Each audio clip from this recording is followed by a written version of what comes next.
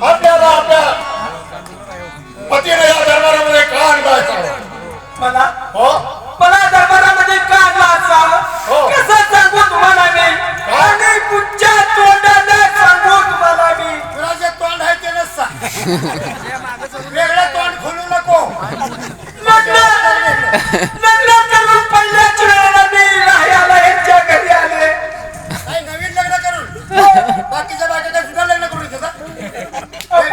नवीनच असतं सगळे म्हणजे तू स्वतः तुझ्या बायकोला घरी त्रास देतो तिला जाच करतो मग ही काय सांगताय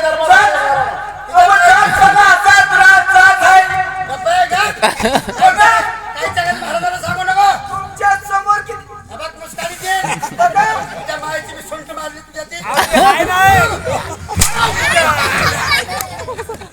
एक नंबर अजून एकदा भांडण तुमचं आणि ते आमच्या दरबारामध्ये जास्त मला मार खायला नको हे आमचे केंद्रीय भाऊ आहेत ना केंद्रवाडीचे त्याचे मास्तर त्यांनी 100 रुपये दिले ते अजून 5 मिनिटं झाली नाहीत आपल्याला 5 दिवस राहायचे असं केंद्रीय भाऊंचं मंडळ आम्हाला हे 100 रुपये बक्षीस लय मारा सांगायचं काय का दरबारामध्ये आणलं आपल्याला लग्न करून आले मी माझ्या ह्यांच्या घरी राहायला पहिल्याच वेळेला ह्यांच्याशी मी लग्न करत नव्हते त्यावेळेला ह्यांचा आई वडील माझ्या आईच्या घरी होऊन जायचं होतं पुरी शोधायला बरोबर लग्न जुळवणे कारण माझ्या आईला नेहमी म्हणायचं तुझी माझ्या पोरग्याचं आणि तुझ्या पोरीचं लग्न लावते जर का माझ्या पोरग्याचं लग्न नाही झालं तर माझा पोरगा गावात वळू आणि ग फिरत मुस्कान फोडून वळू म्हणली माझ्या म्हणजे तुझं लग्न जुळत नव्हतं तुमच्या आई वडिलांच्या संघानुसार तुमचं लग्न जुळलं पण आता का ही भानगड आता भांडण माझ्या पोरगी शोधायला आता मला सांगा माझ्या आई वडिला तरी काय कळायला पाहिजे होतं ना वळलं वळका तरी काय कळायला पाहिजे होतं हे वाळकं वळवण हो मग अरे पण कसं काय थांबा की 5 मिनिटं कसं का थांबा असं माझ्यात काय कमी आहे ते तरी सांगा ना सगळ्यात जास्त आहे लग्न करून मी राहायला आले त्यांच्या घराला जाणव एवढा मोठा वाडा परंतु त्यांच्या घराला साधी चौकट होती आणि मोठी मला सांगते ते अरे येण्या सरकार दरबारी तू नोकरी करतोस आम्ही राजा आहोत आमचा सेवा कसा असला पाहिजे घरदार थोडं व्यवस्थित पाहिजे ते म्हणते वाड्याला चौकट नव्हती हो तुम्ही राजा आहे हो तुम्ही काय मला चौकट देणार होतो अरे पण तुम्हाला सांगितलं तो पण बंदोबस्त केला असता ना काय सांगताय हो तुमच्याकडे चौकटी असतात अरे मुखा आपण बनवून घेतली असती आता माझ्या बापाने भीतीला मुलगा पडलाय बाहेर मी माझ्या आईच्या घरी गेले आणि आईला म्हटले आई मी लग्न करत नव्हते परंतु तू जबरदस्तीने लग्न लावलंच माझं परंतु माझ्या नवऱ्याची खूप गरीब परिस्थिती आहे त्यांच्या वाड्याला चौकट नाही आणि मग माझी आई म्हणली तू घाबरू नको मग आपल्या घराच्या प्रत्येक बाईला आपल्या संसाराची काळजी असते एकदा ज्या स्त्रीचं लग्न झालं त्या स्त्रीनं आपलं सासर पत्करलं बरोबर आहे त्यानंतर तिला आपल्या संसाराची काळजी असते प्रत्येक बाईला संसाराची काळजी बरोबर आहे हिला लयच काळजी हिला लय काळजी म्हणजे काळजी लगेच आईला सांगितली म्हणजे माझ्या नवऱ्याच्या बाळाला चौकटच नाही मग काय केलं पुढं माझी आई म्हणली घाबरू नको बाळा नवीन संसार आहे तो सुईसारखा करावा लागतो याचं मुसळागत मोठा होतो पहिला तर सुईसारखा बारीक बारीक मुसळासारखा तर माझी आई म्हणली आपल्या घराच्या मागे एक पाठ चौकट आहे ती घेऊन जा आणि म्हणली बसव तुझ्या वाड्याला तेव्हा मग माझ्या आईला चौकट आणली दिली आणि ती ह्यांच्या वाड्याला बसवली तेव्हा ह्यांच्या वाड्याला सोबाने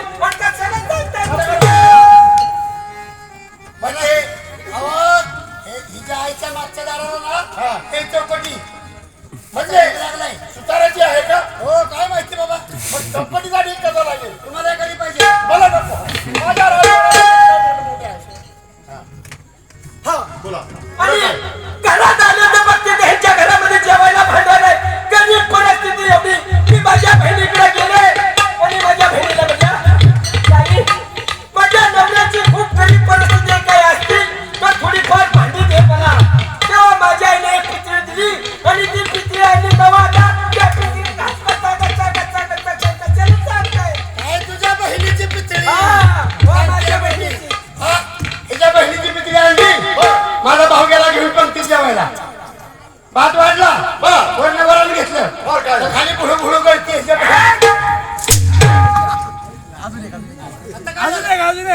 जे आहे ते सांगतोय ना. कारभारी बोला काय म्हणता का बस बोलू नको काय. काही हरकत नाही. तुमच्या भाडा आमच्या दरबारामध्ये आला असलो तरी आम्ही ते सोडवण्यासाठी खंबीर आहे. बरोबर आहे. पती पत्नी जर एक समाज चालले नाही, रथाची दोन चाके जर समाज चालली नाही तर तो रथ चालणार नाही. बरोबर आहे. रथाची डगमग चालू आहे. म्हणून दोघांनाही समजावून सांगतो, आपला संसार सुखी करा आणि एकमेकाच्या प्रेमामध्ये लुप्त व्हा. पण आपण न जाणो का होईना पण आमच्या दरबाराच्या दरबाराच्या रीतिरिवाजाप्रमाणे आमच्या दरबारामध्ये येणारे प्रत्येक बाई तिला साडी चोळी या ठिकाणी देऊन तिची बोलवण केली जाते. म्हणजे तुम्ही माझ्या बाजूला साडी चोळी देणार? होय होय नक्की नक्की. पण आमची एक अट आहे. काय? तुमच्या पत्नीने आम्हाला त्यांचा मुखकर्मात कमल दाखवावा. मुखचक्र? हो आणि आमच्याकडनं साडी चोळी घेऊन जाईल. वा वा वा. बघा हा तुम्ही माझ्या बायकोचं मुख बघा, बर. चंद्र काय बघू नका. का रे बाबा? या चंद्राला किरण लागेल. ओळखा कुठला? कारभारी एक काम करते. नवरा बायकोचं भांडण म्हणजे 5 मिनिटाचं असतं. थोडंसं भांडण झालं तरी नवऱ्या बायकोनी चांगलं झालं त्याला संसार बनायचा. माझ्या कुठलं काय चुकलं असलं तर मला माफ करा. मी आता घरी जाते कारण मला कपडे धुवायचे आहेत, भांडी घासायचे. का? सावळी नदीला भरपूर पाणी. नाही, नाही, कारभारी कसं करलं? महाराज म्हणते ते तुला साडी चोळी देणार आहेत. हा. आणि त्यांचं म्हणणं आहे की तुझ्या बायकोचा आम्हाला चेहरा दाखव. नाही, नाही. कारभारी याड नका करू. अहो, राजे महाराजे मला याद नाही झालं, मला याद थोर झालं. माणसांना माझ्यासारखे सामान्य स्त्रीनं चेहरा दावणं म्हणजे हे बरोबर नाही. काय होत नाही, तुला चेहरा दाखवावाच लागेल. कारभारी माझे महाराज आहेत, त्यांची ऑर्डर मला स्वीकारली पाहिजे. कारभारी मी म्हणेन तसं काय ऐकलं बोलू? कारभारी.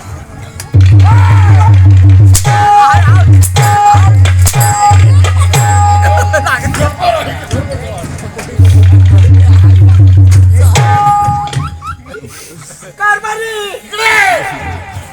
खाली टाका साडी काढायचा होता. साडी